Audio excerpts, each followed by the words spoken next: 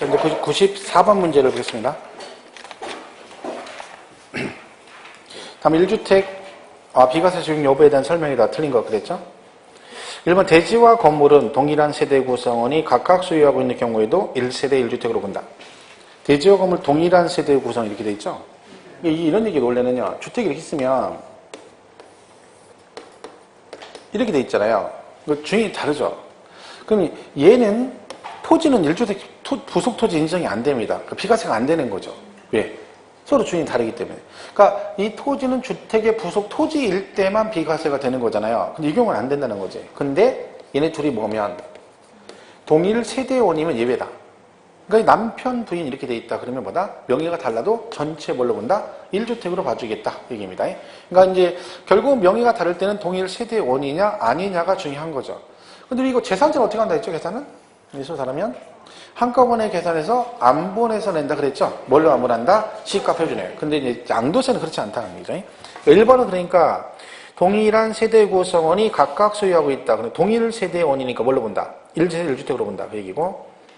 2번 1세대 1주택을 2년 보유 후 멸실하고 2년 보유 후 보유까지 가면 비과세죠.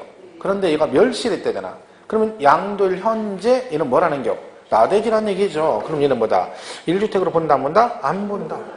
과거는 못 잡고 현재가 중요하다 그랬잖아요.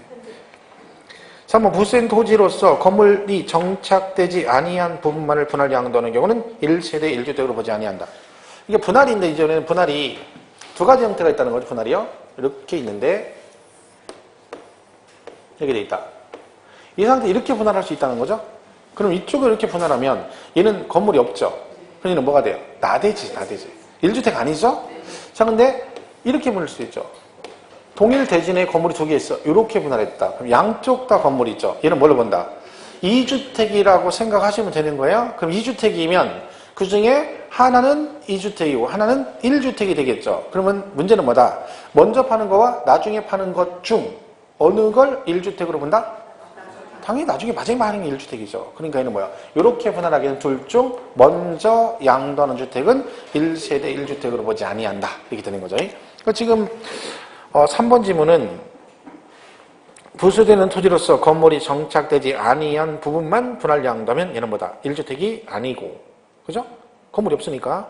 4번 1주택을 둘 이상 주택으로 분할 양도하면 양쪽 다 건물이 있다는 얘기죠? 그때는 뭔다? 먼저 양도하는 부분은 1세대 1주택의 양도로 보지 아니한다. 그렇죠?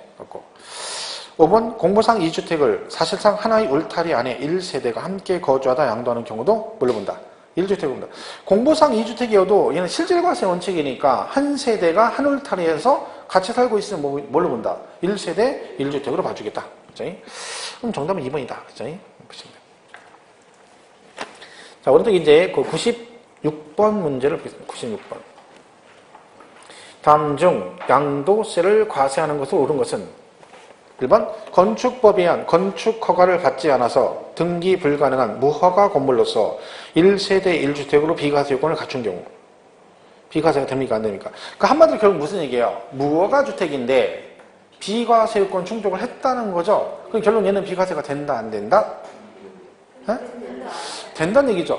무허가 주택은 원래 미등기죠. 근데 원래 미등기는 비과세가 안 되는데 우리 그거 있죠. 미등기 제외자산이라는 게 있어요. 그 중에 하나가 얘죠. 비과세권 충족한 1주택인데 건축 허가를 받지 않아서 등기가 불가능한 경우는 미등기에서 제외한다. 즉 뭐다? 등기한 거고 똑같이 지급을 해준다. 결국 비과세가 된다는 얘기죠. 2번 임대주택법에 의한 건설 임대주택을 취득하여 양도한 경우로서 당해 건설 임대주택의 임차일로부터 당해 주택의 양도일까지 거주기간이 5년 이상인 경우. 이건 비과세죠. 이게 뭐냐면 보유기간 특례죠. 그러니까 보유를 2년 이상 해야 되는데 예외 있다 그랬죠. 그 중에 하나가 뭐다? 지금 말씀드린 건설 임대주택이죠. 건설 임대주택. 이는 뭐라겠어요? 일정 기간 동안 의무적으로 임대했다가 의무 임대 기간이 끝나면 그냥 전환하는 임대주택을 말한다 그랬죠. 예를 들면 갑이 요 집에 새를 들어가 살다가 근데 보통 의무 임대 기간이 5년이거든요. 그럼 임대사업자가 5년을 임대했어. 얘가 5년 동안 살았다는 얘기죠. 그리고 임대사업자가 뭐를 한다? 분양을 한다겠죠. 왜? 의무 임대 끝났으니까. 근데 갑이 살아보니까 저도 괜찮아서 자기도 분양받아서 본인 앞으로 등기하고 요거를 1년 후에 팔았다. 뭐 이런 얘기를 했죠. 자, 그러면 얘는 이 주택의 보유 기간은 몇 년이라겠죠? 갑은 이 주택의 보유 기간은 몇 년이다? 보유 기간은 남의 건 내가 보유 못 한다겠죠? 여기 누구 거야? 임대사업자 거잖아요. 내 거 아니죠. 새 들어서 산 거잖아. 이때 등기했죠? 얘는 1년이죠. 1년. 그러니까 2년 보유 안 됐으니 얘는 비과세가 안 되는 거죠. 그런데 뭘 하면 된다? 이 주택의 언제로부터? 임차일로부터. 즉 이때부터 요 팔 때까지 얘가 여기서 뭘 했으면 5년 이상 거주. 그 얘기죠. 거주했으면 보유기간에 관계없이 비과세. 이게 예외 규정입니다. 그러니까 이거는 보시면 항상 보유는요, 내 앞으로 명의가 돼 있고 세월이 흘러가면 보유한 거예요. 그죠? 그러니까 여긴 내 거 아니니까 여기서부터 동의가 되는 거죠. 첫 번째 예입니다. 건설 임대주택은 뭐만 된다? 5년 이상 거주만 하면 된다. 그럼 뭘 받아? 비과세 된다. 그죠? 비과세 되죠? 왜? 1주택 보유기간 같은 경우는 비과세죠. 그러니까 지금 2번이 건설 임대주택을 취득해 양도하는 경우로서 임차일로부터 양도일까지 거주기간 몇 년? 5년 이상이 뭘 받아? 비과세 받을 수 있죠. 그죠? 3번 상속으로 인한 1세대 1주택으로서 상속주택 외에 비과세 요건을 갖춘 일반주택을 양도했대. 자, 이건 비과세 되죠. 왜? 이게 지금 얘기잖아요. 1주택 특례. 여러분 집을 하나 가지고 있어. 근데 뭘 받았어요? 상속받아 집이 2개 됐다. 자, 이런 경우 뭘 먼저 팔면 된다? 네, 무조건 이거 팔면. 얘 팔면 1주택으로 봐줘요. 근데 원래 이건 아까 말씀드렸죠. 비과세 한다. 그러면 안 된다고 했잖아요. 근데 얘는 비과세가 되죠. 왜? 지문이 뭐라고 돼 있어?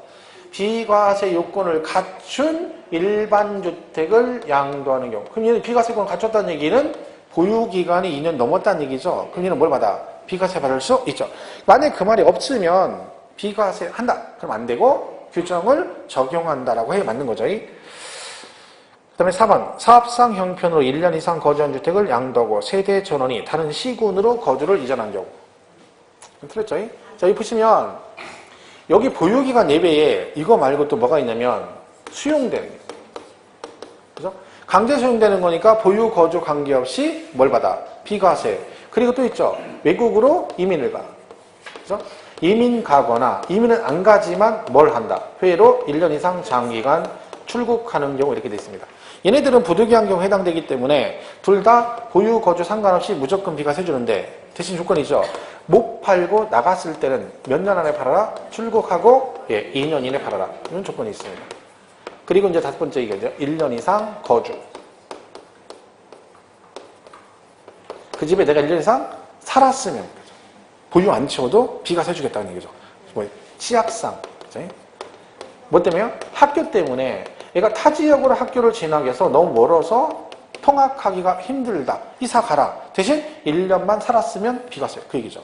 누구는 안 된다 했어? 애들 안 된다 했죠? 유치원, 초등학교, 중학교는 제외. 뭐 이 얘기잖아요. 그리고 질병치료.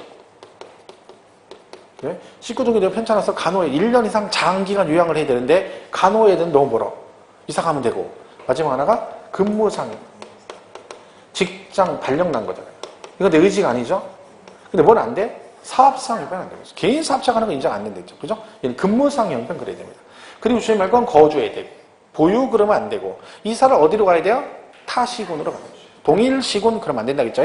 그러니까 지금 뭐 4번은 사업상 형편 땡 틀렸죠. 5번 1주택 소유자가 재개발, 재건축, 입주권 취득한 날로부터 3년 이내에 비과세권 충족한 종전주택을 양도하는 경우. 이게 무슨 얘기냐면 얘가 집이 하나 있어요, 여러분이. 근데 얘가 뭘 샀다는 거예요? 입주권을 샀다는 거죠. 그러면 얘가 이걸 팔면 입주권도 주택 수에 들어가기 때문에 2주택자가 돼버리죠. 근데 그 똑같은 거예요. 요거 사고 얘가 이걸 취득한다면 몇 년 안에? 똑같이 3년 안에 팔면 얘도 뭐예요? 요건 충족해서 뭘 받아? 비과세 받을 수 있습니다. 똑같은 얘기인데 뭐 거긴 너무 신경 쓰지 마세요. 입주권 얘기까지는. 그러니까 거기서 조심할 거 사업상 형편 조심하시고. 그 다음에 세대 전원이 다른 시군으로 이사를 가야 된다. 그리고 1년 보유가 아니라 뭐? 거주. 그게 보유라고 여러 번 나왔죠, 이거를. 여기를 보유 그래버려요. 그러면 여러분 여기에 꽂혀가지고 얘만 열심히 읽어. 1년 나오고 여기 보유 그랬는데 맞았다 그러시면 안 돼. 보유와 거주는 달라요. 그죠? 거주는 뭘 해야 된다? 그 집에 살았어야 된다는 거죠. 보유는요, 1년 보유는 뭐예요? 안 살았어도 등기만 돼 있으면 세월만 흐르면 1년. 보유. 근데 거주는 그 집에 들어가서 1년을 살았어야 된다. 그러니까 얘가 고유가 아니라 뭘 했어야 돼? 1년은 살았어야 되는. 그래야 2년 보유 안 했어도 2년 보유한 걸로 봐주겠다. 뜻이죠? 자, 그리고 가서 이제 98번으로 가보겠습니다. 98번. 다음 소득세법상 양도세 1주택 비과세에 대한 설명이다. 옳은 것은 그랬죠? 1번. 1세대란 양돌 현재 배우자를 포함한 생계를 같이 하는 가족 구성원을 말하기 때문에 배우자가 없는 경우는 언제나 1세대 구성할 수 없다. 땡. 그랬죠? 언제는 아니고 예외 있다 있잖아요. 30세 이상 배우자가 사망하거나 이혼한 경우 그리고 최저생계비 수준 이상의 소득이 있으면 된다. 2번 주택에 딸린 토지를 분할하여 양도하는 경우에도 그 양도하는 부분의 토지는 1세대 1주택에 딸린 토지로 봐 비과세를 적용한다. 틀렸죠? 왜? 토지만 분할하면 나대지라겠잖아요. 그렇죠? 3번 1주택 비과세 규정 시 두 채 이상의 주택을 같은 날 동시에 양도하는 경우는 과세관청이 선택한 순서에 따라 주택을 양도한 거로 본다. 여러분 두 채를 같이 팔면 그건 과세권 세무서 지 마음대로 결정하면 안 되죠. 그죠? 누가? 내가 거주자가 선택한 순서. 그러니까 내가 파는 순서를 정하면 되는 거죠. 같은 날 팔면. 그러니까 고무신을 던지든 뭐 침을 튀기든 하라겠죠. 그래서 얘 먼저 팔았다. 본인이 선택하면 그걸로 뭐가 된다? 양도한 순서를 정하게 된다. 틀렸고. 4번 상시 주거 목적이 아닌 콘도나 공장 내 합숙소는 주택이다 아니다? 아니다. 답이 4번이네요. 5번 주택이란 주거를 목적으로 하는 건물로서 공무상 주택인 경우도 사실상 영업용을 사용하다 양도하면 주택으로 본다. 틀렸죠? 사실상 상업용, 영업용은 주택 아니라겠죠. 그러니까 실제 용도에 따라 간다. 그런 얘기죠. 답은 4번이네요. 이따 보면 뭐 비슷한, 같은 지문들이에요. 그죠? 자, 오른쪽 100번. 다음 중 양도세가 과세되는 것은 그랬습니다. 1번. 1세대 2주택 중 1주택은 멸실하고 양도한 나머지 주택. 집이 2개인데 하나는 멸실하고 양도했는데 걔가 3년 보유했대. 그럼 뭘 받아요? 비과세. 그죠? 이번 서울시 소재주택을 취득 후 1년 6개월 경과 후 구리시 신주택을 매입한 후 3년 이내에 서울특별시 소재 구주택을 양도한 경우 4년 보유했대. 그럼 뭘 받아요? 비과세. 자, 이건 뭐예요? 1주택 특례죠. 그 중에 이거잖아요. 내가 집이 하나인. 근데 뭐 했다? 새로 집을 샀다. 그죠? 그리고 뭘 팔았다? 얘를 팔았다. 현재 2주택. 근데 1주택으로 보는 특례가 있다. 조건이 뭐라겠어요? 요 집을 사고 몇 년 이상 지나고 1년 이상 지난 후 이렇게 지난 다음에 사야 된다. 그죠? 이게 조건이죠? 그리고 요걸 사고 나서 몇 년 안에? 3년 이내 팔면 돼. 그럼 뭐라? 1세대 1주택으로 본다. 비과세 규정을 적용한다 그랬죠? 그럼 얘가 이런 얘기잖아요. 서울에 집이 있는데 구리시 집을 샀다는 거예요. 얼마 있다가 1년 6개월 후에 샀다는 얘기죠. 그리고 이거 사고 몇 년 안에 3년 이내 이걸 팔았대. 그러면 얘가 1주택으로 보면 맞죠. 근데 가로 안에 뭐라고 돼 있어요? 4년 보였다. 이게 여기에 4년을 보였다잖아. 근데 얘는 뭘 받아? 비과세. 그죠? 왜? 보유 4년 했댔잖아요. 그러니까 1년 지난 다음에 샀고 그리고 3년 안에 팔았으니까 1주택은 맞아. 근데 보유를 4년 했다가 나오니까 얘는 뭘 받는다? 비과세가 되는 거죠. 만약에 그 질문이 2번에 4년 보유란 말이 없으면 얘는 비과세 한다 그러면 안 된다. 규정을 적용한다. 그래야 맞습니다. 얘는 비과세고. 3번은요. 출국했다는 거죠. 해외 이주로 세대 전원이 2년 이상 보유권 충족하지 못한 채 출국일로부터 2년 이내 팔았대. 비과세. 무조건 된다고 했잖아요. 출국 한 2년 안에 팔면. 4번 1년 이상 요양이 필요한 질병으로 인하여 인천광역시 강화군으로 이사하고 서울시에서 1년 거주한 주택을 양도한 경우 서울주택. 비과세죠. 왜? 1년 거주하면 비과세 된다 했잖아요. 질병 요양. 그죠? 5번 2년 이상 부유한 연립주택을 재건축하기 위해서 재건축 조합을 결성하여 주택을 철거하였으나 재건축 사업이 무산되어 나대지 상태로 양도하게 된 경우. 그러니까 여러분 집을 2년 연립주택 2년 보유했어요. 그 상태에 팔면 비과세인데 뭐가 됐다는 거예요? 재건축하려고 조합 결성해 가서 건물을 철거했어요. 현재 나대지죠. 그런데 재건축 사업이 무산됐대. 지금 팔면 비과세 안 돼? 안 되죠. 왜? 지금 나대지잖아. 지금 나대지. 옛날에 뭐 재건축 이전 그게 필요 없다니까요. 그러니까 안타깝긴 하죠. 왜? 연립주택 2년 보유해서 비과세 받을 건데 그걸 재건축한다고 해서 조합 결성해서 철거까지 다 했는데 중간에 재건축이 무산됐어요. 그리고 팔면 나는 건물 없잖아. 그럼 뭐야? 나대지. 왜? 과거는 묻지 않는다고 했잖아. 그렇죠?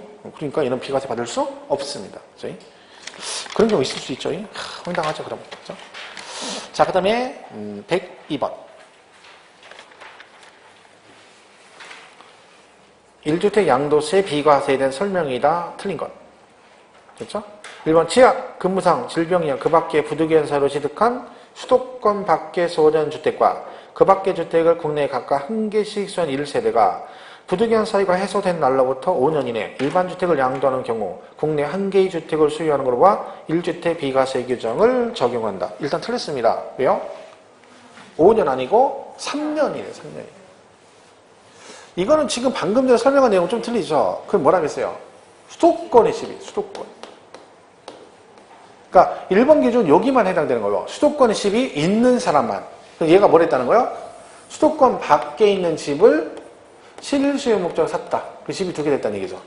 근데 얘를 받아 이 부득이한 사유 해소가 된 날로부터 몇 년 안에 3년 이내 팔면 돼요. 그럼 뭘로 봐죠? 1주택으로 봐서 비과세 규정을 적용한다. 얘는 근데 5년 아니고 몇 년? 3년. 그래서 1번 틀렸네요.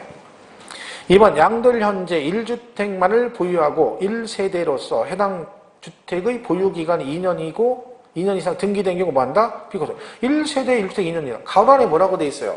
고가주택은 제외. 왜? 고가주택은 원칙적으로 비과세가 안 된다. 그렇죠? 3번 근무상 형편으로 1년 이상 거주한 주택을 양도하고 세대 전원이 다른 시군으로 거주를 이전한 경우 보유기간 불문하고 뭐 한다? 비과세한다. 맞죠? 근무상 형편 1년 이상 거주 다 시군. 4번 1주택을 보유한 자가 1주택을 보유한 자가 혼인함으로써 2주택을 보유하게 되면 그 혼인한 날부터 몇 년 안에? 5년 이내. 어느 거? 아무거나 먼저 양도한 주택은 1주택으로가 비과세 규정을 적용한다. 이 보시면 이 1주택 특례는요. 그러니까 기간이 나오는 것도 있고 그 다음에 어느 집을 먼저 파느냐가 중요합니다. 근데 거의 대부분은 뭘 팔아? 기존의 일반 주택을 팔아요. 근데 얘네들은 성립이 안 돼요. 왜? 부모와 자식이 따로 살다가 뭘 하거나 합가하거나 남녀가 결혼해서 집이 2개가 됐다. 이 케이스는 일반 주택을 먼저 팔아라가 성립이 안 된다겠죠. 왜? 이거는 기존의 일반 주택을 팔아라는 얘기는 내 앞으로 집이 2개가 있는 거예요. 그러니까 내가 원래 집이 하나 있고 지금 또 생긴 거지. 그건 가능한데 이거는 각각 1주택이잖아요. 그러니까 얘는 기존 주택 성립이 안 되고 그리고 합가하는 거다. 합가. 어느 집을 합가할지 모르잖아요. 근데 법으로 어느 집을 먼저 팔아라 정해주면 안 되는 거지. 그래서는 뭐다? 무조건 몇 년 안에 5년 이내 아무거나 먼저 파는 주택은 뭘로 본다? 1세대 1주택으로 본다. 이거는 종합부동산세도 나왔죠. 종부세도 뭐라고 나와 이거. 이렇게 되면 5년간은 각각 별도 세대로 본다 그랬잖아요. 그러니까 종부세도 혜택을 주고 팔 때 양도세 똑같이 혜택을 준다. 근데 얘는 양도세는 아무거나 몇 년 안에만 5년에 팔면 뭐 해주겠다? 1세대 1주택으로 봐주겠다. 비과세 규정을 적용한다. 그렇죠? 5번 1년 이상 취약, 근무상 형편 세대 전원이 출국한 경우로서 출국일 현재 1주택을 보유하고 출국일로 2년 이내 팔았대. 자, 이민은 안 가지만 1년 이상 장기간 해외로 출국하는 경우도 뭐라 했어요? 팔면 된다 했죠? 몇 년 안에? 2년 이내. 보유거주 상관없이 비과세. 그 얘기죠. 답은 뭐 102번에 1번이 틀렸다. 그렇죠? 다 비과세는 뭐 풀다 보면 비슷비슷한 얘기들이에요. 그렇죠? 다 풀다 보면 다 똑같은 얘기죠. 106번을 보겠습니다. 106번. 그죠? 106번. 1주택 비과세 요건 중 보유 및 거주 기간에 대한 설명으로 옳은 것은 1번. 임대주택을 취득하여 양도한 경우에 임차일로부터 양도일까지 거주 기간이 3년 이상이면 1세대 1주택 비과세한다. 이건 일단 임대주택은 건설임 때 5년이고요. 그죠? 3년 아니고 5년. 그리고 1주택은 비과세 받을 수 있죠. 그죠? 2번은요. 극의 이주를 세대 전원이 출국할 때 1년 이상 거주한 1주택을 양도하는 경우는 하나여 1세대 1주택으로 봐서 된다. 비과세한다.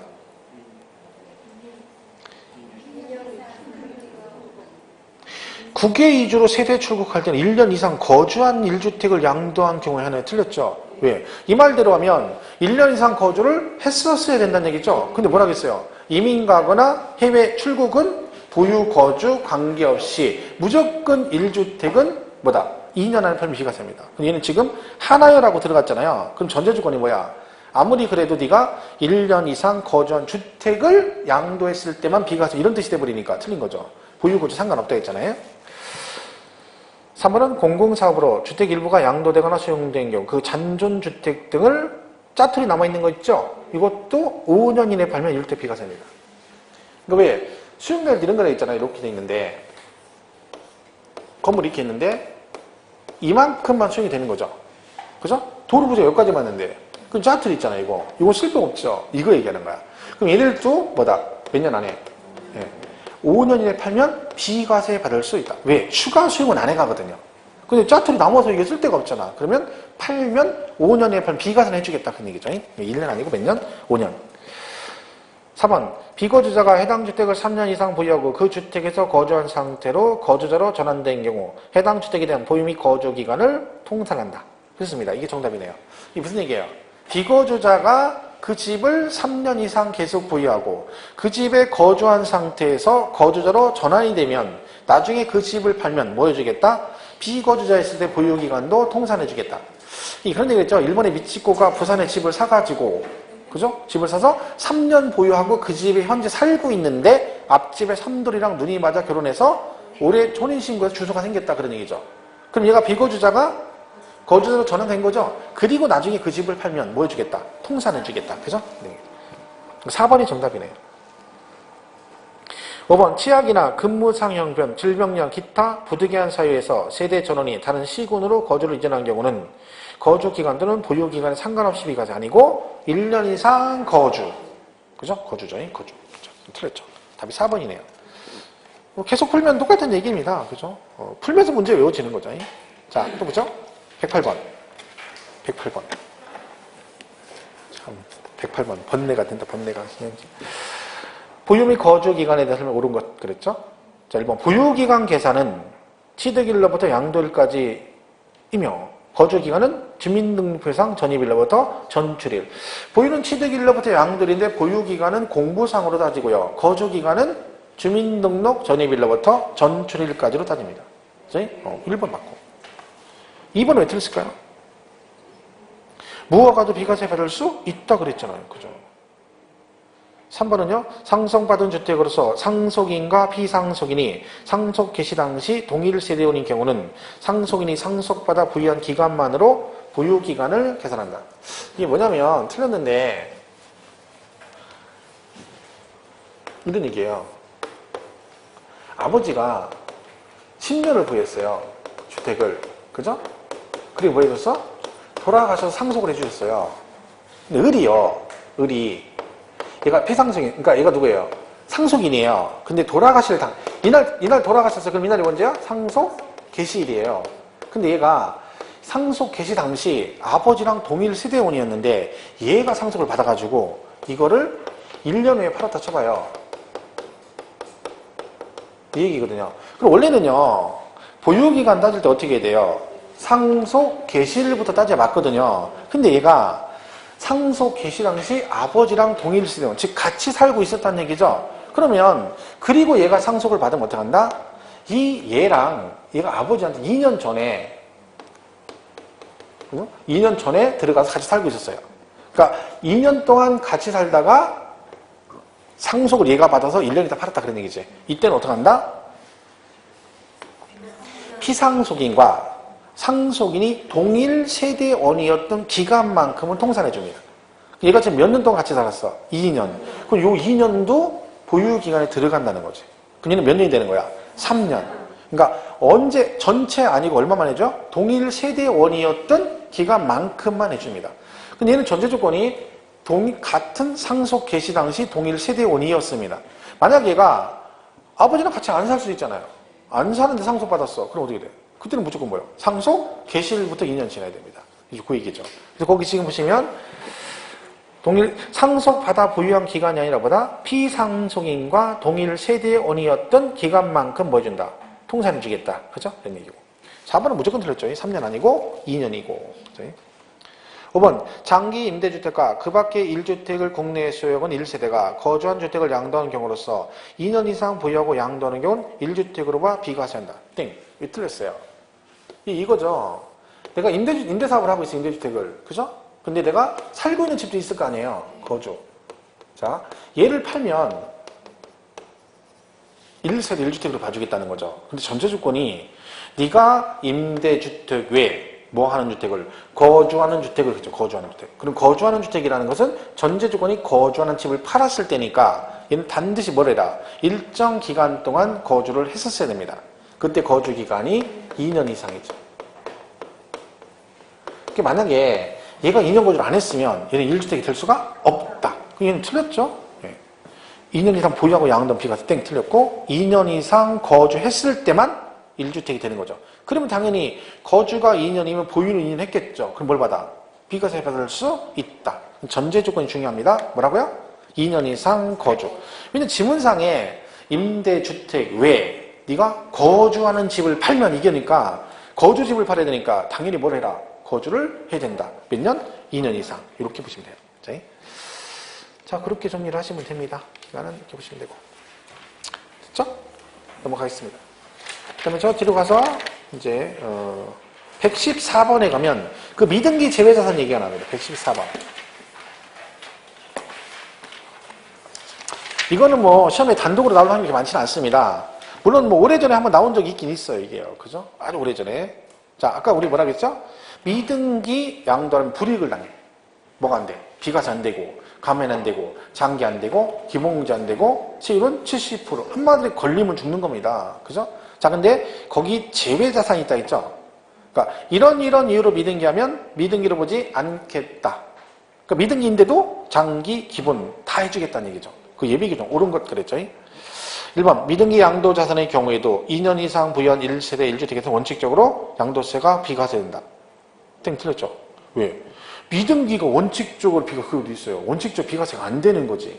그럼 언제? 건축 허가를 받지 않아서 이게 나왔을 때만 예외가 있는 거죠. 1번 틀렸고. 2번 미등기 양도는 감면을 적용받을 수 있다. 미등기 양도 비과세 감면 안 되죠. 그죠? 안 되고 원칙 얘기하는 거니까 틀렸고.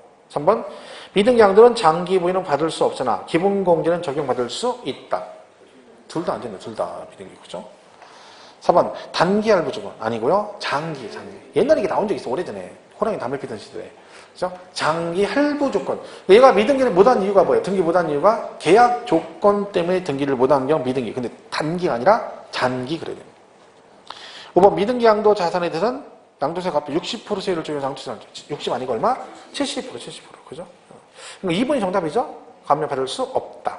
그러니까 사실은 그 미등기 제외자산 얘기가 여러 개가 있어요. 7개 있는데 우리가 보통 5개를 하는데 그걸 외우는 건 필요 없고요. 일단 미등기 양도는 불이익을 줍니다. 비과세 안 되고 감면 안 되고 장기 보유 기본공제 안 되고 세율은 70%인데 예외가 있다는 얘기죠. 그럼 이런 얘기죠. 예를 들면 지금 이렇게 월급이 될 수 있어요. 미등기 양도 시에는 장기 보유로 특별공제를 적용하지 않는다. 맞죠? 안 되잖아. 미등기 장기. 근데 미등기 양도 시에는 항상 장기 보유를 적용하지 않는다. 그럼 땡 틀린다는 거지. 왜? 예외 있잖아. 예외. 그리고 우리 시험 볼 때 보면 뭐라고 나와요? 미등기 하면 꼭 이렇게 나오죠. 지문에 보면 미등기 양도는 장기 보유 적용하지 않는다 해놓고 가로치고 뭐라고 돼 있어요? 여기에 법령이 정하는 경우는 제외 이렇게 돼 있죠. 이게 뭐예요? 이게 얘기하는 거예요. 예외 있다는 거. 그죠? 그래서 아예 이렇게 내죠. 문제 될 때는. 그죠? 그거만 좀 주시면 돼요. 그 자체를 외우려고 할 건 없어요. 그죠? 자, 그리고 이제 116페이지, 116번 쪽으로 가서 이제 마지막에 거기 뭐 있어요? 뭐 부가징수 신고납부에 관한 얘기가 나오죠? 이번 주면 이제 끝나네요. 그죠? 다 끝나고, 다음 주 9월달이네. 그죠? 세월 참 빠릅니다. 금방. 그랬잖아. 이제 날씨는 슬슬 선선해지려고 그러잖아요. 긴팔 입으면 시험 보러 간다 했잖아. 그죠? 옷 잘 준비해놔야 됩니다. 그죠? 잘 해놓고. 네. 갈 때 좀 깔끔하게 하고 와. 시험 보러 오는 거 막, 어디 막, 자다 일어나가지고 막, 세수도 안 하고 막, 눈곱만 띄고 와. 아무리 시험 본다 해도 그게 좀, 시험 보는 날이니까 아침에 좀 목욕제기는 아니더라도 이렇게 사람이 정신적으로 해야 되는데 막, 쾌치해가지고 옵니다, 막. 가보면, 가끔 갈 때가 있거든요. 시험 볼 때, 가까운 데는 아침에, 시험 보는 날 아침에 가거든요. 학원에, 학교에. 기다리고 있어요. 아침에 일찍 가서 있으면, 오긴 오는데 막, 보면 막 아주 심란해, 아주. 아니, 물론 뭐 시험 볼 때 뭘 가꿀 건 아니지만, 저 같으면, 좀 깔끔하게는 하고 가니 그 정신적인 거잖아요. 그냥 막 대충 오는 거야. 누가 봐도 자다 일어난 사람 같은 생겼어. 그리고 제발, 지금 시험 보러 갈 때 좀 일찍 가세요. 막, 문 닫을 때 됐는데 막, 우리가 불안해. 막, 빨리 왔으면 좋겠는데, 늦게 와가지고 걸어와, 그냥. 우리 같으면 시간 봐서 늦으면 뛸 거 아니야. 안 뛰어. 막, 뛰다 해도 안 뛰어. 그러고 와서 무슨 시험을 본다는 거야. 이해가 안 갑니다. 그런 정신은 어떻게 시험을 봐. 미리 와서 학원 학교 어딘지 자리 좀 확인하고 그리고 좀 앉아가지고 책 좀 보고 그래야지. 책을 봐야 될 거 아니야. 아침에 가서 시간이 길어요. 그 아침에 어영부영 시간이 많거든요. 그 시간에 뭐라도나 봐야지.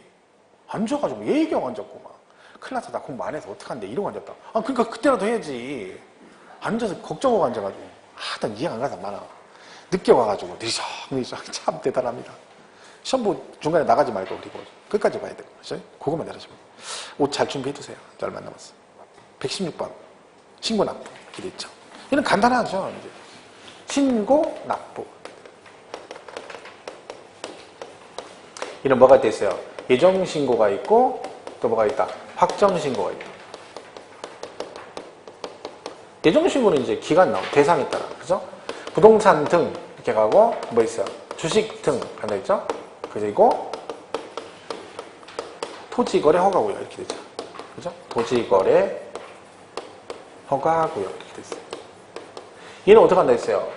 양도일이 속한 날의 말일부터 2개월, 주식은 분기 말부터 2개월. 그렇죠? 4월 1일 날 토지 팔면 이 토지는 언제까지 예정신고를 해야 된다? 6월 30일 그렇죠? 양도일이 속한 달의 말일부터 2개월이니까 끝나는 것도 말일 6월 말. 주식은요? 주식은 분기 말부터 2개월. 분기면 1, 2, 3, 4, 5, 6. 4, 5, 6은 6월 말이 분기 말이니까 거기부터 2개월. 8월 30일. 이 얘기죠. 3번은 뭐예요? 토지거래 허가구역 얘기는 이런 거 됐죠. 허가가 나기 전에 잔금을 지급하며. 자, 근데 얘는 아예 두 가지 케이스가 있다는 거죠. 이렇게. 그죠? 자, 근데 보시면 얘가 만약에 5월 25일, 6월 이렇게 돼 있다. 그러면요. 이건 이렇게 생각하시면 돼요. 하나만, 이거는 원래 법적으로 이렇게 돼 있어요. 이것만 외우면 안 돼요. 왜 이렇게 나올 수도 있거든요. 그럼 보세요. 이건 이렇게 생각하면 돼.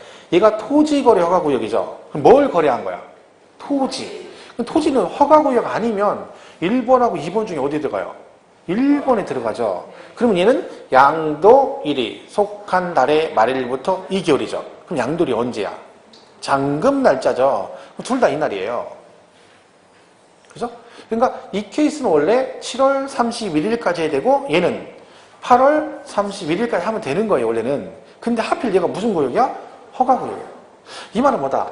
여기서는 뭐다? 불허가가 나면 계약이 뭐가 될 수 있다? 무효가 될 수 있다. 그런 여지가 있는 거죠. 그래서 얘는 뭘 생각해야 돼?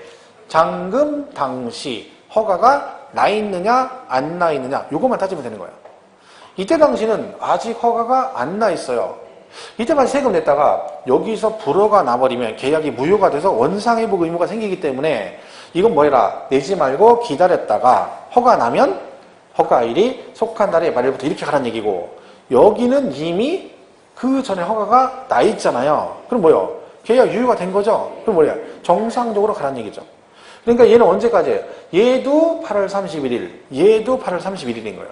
그러니까 무조건 허가 나오면 허가가 나기 전에 잔금을 지급하면 허가일이 속한 달의 말일부터 2개월 이게 맞거든요. 근데 무조건 허가일 그러면 안 된다는 거예요. 왜? 이렇게 나올 수도 있잖아요.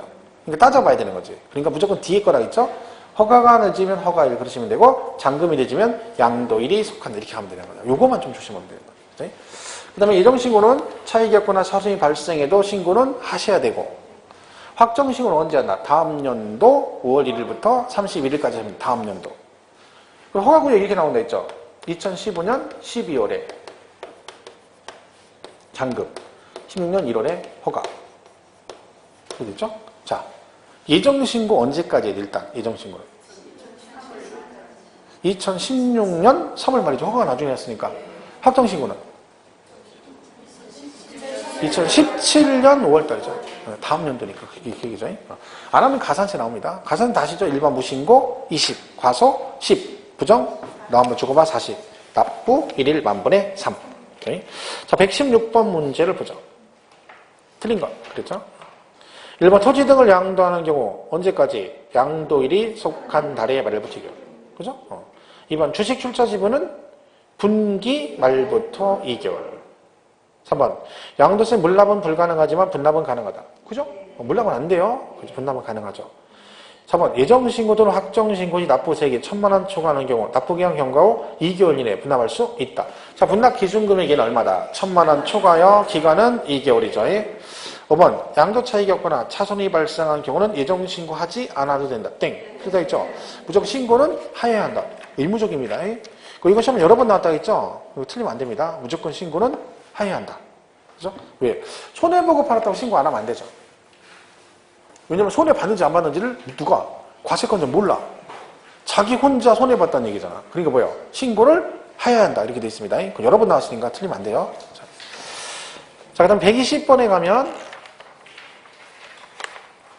마찬가지 신고납부 얘기 나왔죠? 틀린 것. 자, 이제 이게 있죠. 우리 결정이란 말이 있고 경정이란 말이 있습니다. 결정, 경정. 그죠? 자, 둘 다 누가 하는 거야? 세무서장이 하는 거죠. 그러면 내 세금을 세무서장이 직접 내 양도세를 계산한다는 얘기고 경장은 고쳐서 다시 부과한다. 그런 뜻이거든요. 그러면 왜 양도세 신고 납부인데 왜 세무서장이 내 세금을 직접 결정한다? 내가 뭘 안 했기 때문에 신고를 안 하니까. 안 하니까 얘가 결정하는 거야. 얘는요. 고쳐서 다시 부과한다. 뭐가 잘못됐다는 얘기죠. 잘못된 걸 어떻게 알아? 내가 신고를 했기 때문에 아는 거죠. 했는데 신고 내용이 잘못됐다. 뭐? 탄로나 오류가 생겼다. 빠뜨렸거나 잘못됐다. 그러면 다시 고쳐 부과한다. 이렇게 경정 그래요. 그러니까 일단은 요 용어가 나오면 두 개가 바뀌면 안 되는 거죠. 그죠? 그럼 나온 김에 이 생각 없겠죠? 결정정 하면 지네만 결정정 해놓고 아무 얘기 없다가 나한테 갑자기 여러분한테 고지서 보내면 짜증나잖아요. 그러니까 뭐죠? 통지죠, 통지. 그리고 나서 그 통지한 날로부터 30일 이내에 징수해요. 빨리빨리 걷는 거죠.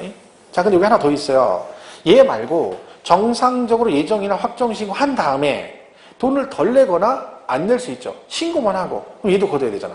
그런 경우는 국세징수법에 따라 징수하게 돼요. 국세징수법. 요 차이가 있어요. 그러니까 결정경정은 30일. 그죠? 정상 신고하고 안 냈을 때는 국세징수법에 따라. 20번의 1번은 납세 증언할 지방 세무서장 또는 지방공세청장은 예정신고 하여야 할 자, 확정신고 할 자가 뭘 안 했대? 신고 안 했대잖아. 그럼 뭐라고 해야 돼? 결정 그래야죠. 이건 뭐라고 돼 있어요? 경정. 틀렸잖아. 그죠? 결정, 경정. 2번, 1번 틀렸네요.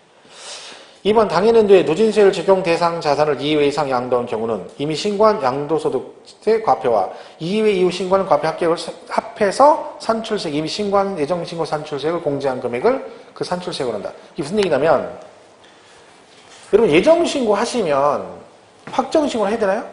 안 해도 됩니다. 의무교정은 아니에요. 안 해도 돼요. 근데 꼭 해야 되는 경우도 있습니다. 일단 이런 케이스죠. 자, 1월 달에 얘가 누진세율 적용 대상에서 세금을 냈다. 이런 얘기를 했죠? 냈는데 같은 연도에 얘가 또 누진세율 적용 대상 자산을 또 팔았다. 그럴 수 있죠. 1월에 팔고 5월에 또 팔았어요. 그럼 얘도 1억이에요. 그럼 얘도 누진이야. 그죠? 이렇게 6에서 38%. 이렇게 신고했다는 얘기지. 자, 근데 법에 뭐라고 돼 있다, 우리가? 동일 연도에 누진세율 적용 대상 자산을 2번 이상 팔게 되면 어떻게 한다? 그 2회차부터는 어떻게 해라? 따로 신고하지 말고 얘하고 얘를 합해서 신고하도록 돼 있습니다. 2억 원의 누진 이렇게 가고 세금 계산한 다음에 요거 된 거 있죠? 요거 빼고 나머지 신고를 하게 되는 거야. 이게 이렇게 돼 있어요. 근데 우리가 예정신고하면 확정신고 안 해도 된다고 했죠? 근데 요 케이스는요. 이렇게 하고 여기 예정신고 했어요. 확인한 거죠? 얘는 근데 어떻게 신고했어? 이렇게 신고 안 하고 각각 신고했죠? 얘는 뭐인다? 반드시 다음 년 5월 달에 합산해서 확정신고를 하여야 한다. 예외규정이 있는 거죠. 확정신고 해야 되는 케이스에 여기에 있어요. 그죠? 지금 그러니까 2번 지문은 그거예요. 그냥 이렇게 돼 있으면 두 개 돼 있으면 어떻게 해라? 합산해서 신고를 해야 된다. 그 얘기를 설명한 거죠. 3번 양도차익이 없거나 차손이 발생해도 뭐 해라? 예정신고는 하여야 한다. 그죠? 4번 예정신고 기간 내 예정신고 납부를 한 경우는 확정신고를 하지 아니할 수 있다. 그죠? 그럴 수 있다. 5번이 그거네요. 해당 과세기간에 누진세율 적용 대상 자산에 대한 예정신고를 2회 이상 한 자가 법 규정에 따라 이미 신고한 양도소득 금액과 합산하여 신고하지 아니한 경우는 뭘 해라? 확정신고를 하여야 한다. 됐죠? 그런 얘기입니다. 자, 오른쪽 거기 122번도 보죠. 나도 살짝 오른 것. 비슷한 얘기니까. 1번 양도 차익이 없거나 차손이 발생한 경우도 예정신고를 하여야 하며 납부세액이 1,000만 원 초과 시 물납과 분납을 할 수 있다. 타맞는데 물납이 틀렸죠. 2번 예정신고한 자는 똑같은 얘기죠. 확정신고하지 않을 수 있다. 다만 해당 기간에 2번 이상 양도하면 뭐한다. 합산에 신고하지 않으면 뭐래라. 확정신고를 하여야 한다. 앞에 왼쪽이 똑같은 거네. 답이 2번이네. 3번 부동산 양도하고 사실상 잔금을 2016년 7월 15일에 받으면 예정신고 기한은 언제다? 일단 9월 15일 날 무조건 틀린 거죠? 왜? 말일이 나와야 돼. 말일이. 그 언제예요? 7월 말부터 2개월이니까 9월 30일. 4번 납세지관할 세무서장은 양도소득 과세표준세액을 결정 경정한 경우는 자 통지한 날로부터 며칠 안에 징수한다겠죠? 30일, 90일, 30일. 그죠? 5번 신고기한에 예정신고 납부하지 않은 경우도 가산세는 부과하지 아니한다. 봐서 내일입니다. 예정신고 안 하면 당연히 2달 안에 하나씩 뭐해도 가산세 당연히 내야죠. 당연히. 그죠? 어떤 사람은 예정신고 안 해도 가산세 안 낸다고 알고 있는 분이 말이 안 되는 겁니다. 이건 의무규정이에요. 의무규정. 안 하면 뭐가 나와? 가산세. 그죠? 자, 그리 보시면 되고 그 다음에 넘어가서 양도 128번에 가서 그거 보겠습니다. 그 국외자산 양도에 관한 건 간단하게 보겠습니다.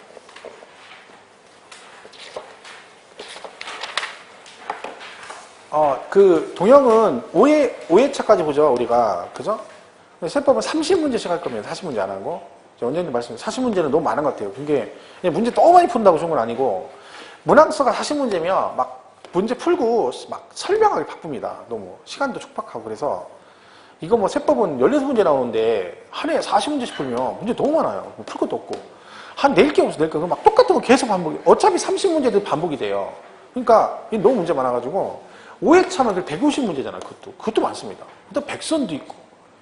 중복되죠. 다 중복되긴 하지만. 그죠? 그래서 30문제 풀고 해설을 좀 더 가능하면. 그죠? 여기다 시간을 좀 투자하는 문제 그 지문 분석하는데. 40문제 막 풀고 막 얘기하기 바쁩니다. 여러분 1번, 2번이고, 자, 3번, 2번이고, 막 이렇게 가는 거죠. 그럼 좀 정신없죠. 해설도 없고. 이건 해설도 없어요. 그냥 정답 그냥 하는 거니까. 동영은 해설 없습니다. 그러니까. 수업 안 들으면 몰라요.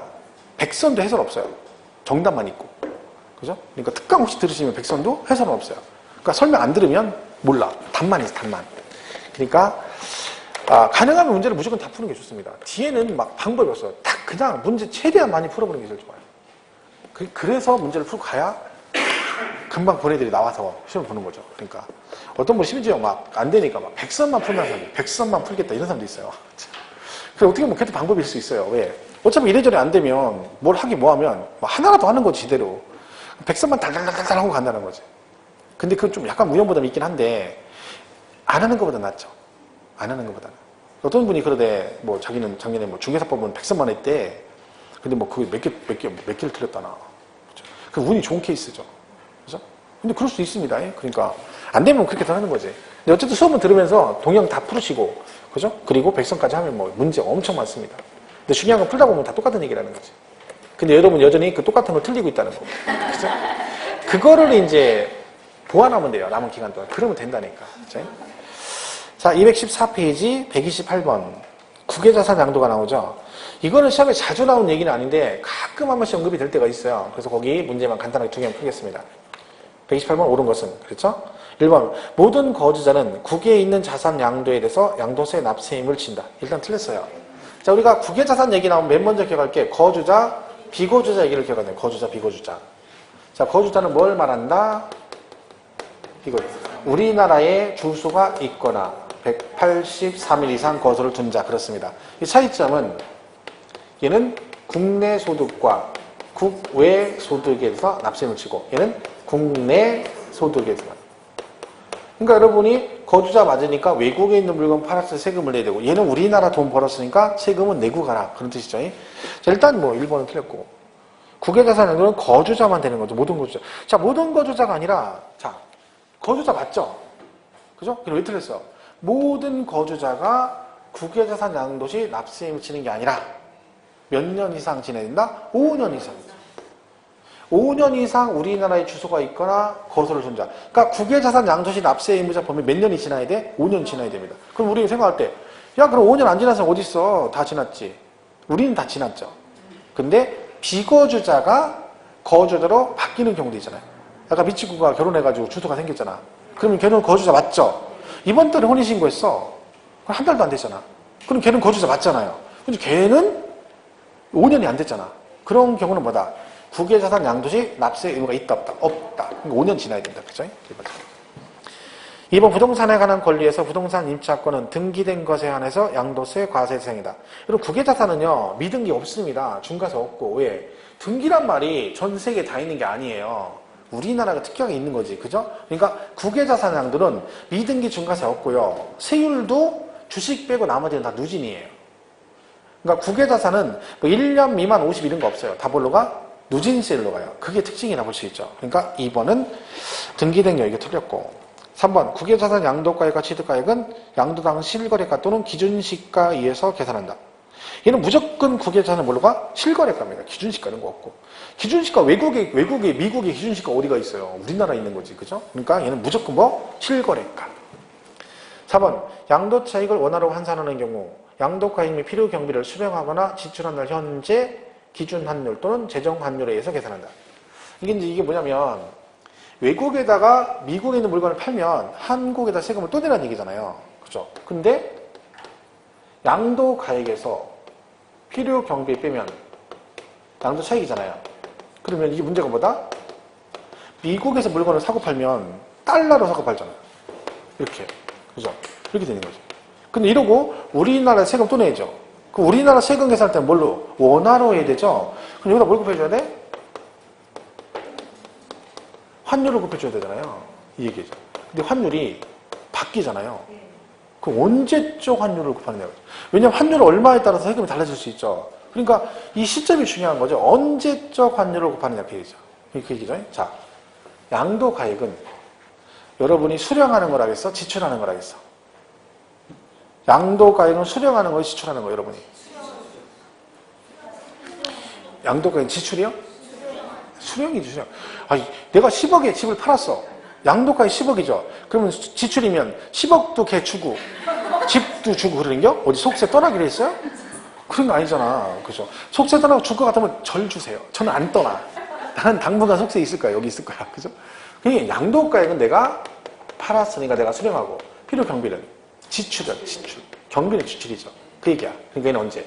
양도가액은 수령한 날 현재 환율. 필요 경비는 지출한 날 현재 환율. 이게 얘기예요. 그러니까 4번에 거기 보시면 필요 경비는 수령하거나 지출한 날 현재 환율 그랬죠? 그렇게 하면 양도가액은 수령하는 거니까 수령한 날 현재 환율 곱하고 필요 경비는 지출하는 거니까 지출한 날 현재 환율을 이해한다. 그죠? 답이 4번이네요. 그 다음에 이 외국에서 이제 이렇게 하면 자 미국에다가도 세금을 냈겠죠. 걔들도 세금을 거둘 거 아니에요. 그러면 한국에다 세금을 또 내는 거잖아. 그럼 이중과세죠. 그래서 어떻게 한다? 외국에서 낸 세금을 빼줘요. 근데 빼는데 두 가지 방법이 있다는 거지. 선택해서 하나는 우리나라 세금 계산할 때 필요 경비로 산입해서 공제를 받는 방법이 하나 있고 또 하나는 여기서 세금을 계산한 다음에 세액공제를 받는 방법이 있어요. 그러니까 두 개 중에 본인한테 유리한 걸로 선택해서 공제받을 수 있습니다. 또 5번은 지금 뭐라고 돼 있어요? 국외자산 양도소득에 대해서 외국에서 납부하였거나 납부할 것일 때는 산출세에서 공제하는 방법만원을 적용받을 수 있다. 아니고요. 세액공제 받을 수 있고 둘 중에 선택해서 받을 수 있다. 이렇게 보시면 됩니다. 그럼 마지막 하나만 더 풀겠습니다. 130번. 국내 국외자산 양도세 비교에 관한 설명이 드린 것. 1번 국외자산은 거주자였던 기간과 관계없이 모든 거주자가 납세 의무를 부담한다. 아니라겠죠? 몇 년 지나야 된다? 5년. 똑같은 얘기네요. 2번 국외자산은 장기는 존재하지 않으나 기본공제는 뭘 수 있다? 받을 수 있다. 기본은 됩니다. 근데 장기는 안 해줘. 아까 했죠? 외국인 등 팔면. 3번 국외 부동산 등은 실거래가로 당연히 양도차익 계산하셔야 되고 그죠? 4번 국외자산은 분납은 인정되지만 물납은 인정되지 않는다. 당연히 분납은 되지만 물납은 안 됩니다. 물납은 세금을 물건으로 내는 거죠. 외국에 있는 물건 내면 어떡할 거야 그거. 확인하러 가야 된다 했죠? 그럼 태평양 한가운데 무인도라고 했잖아.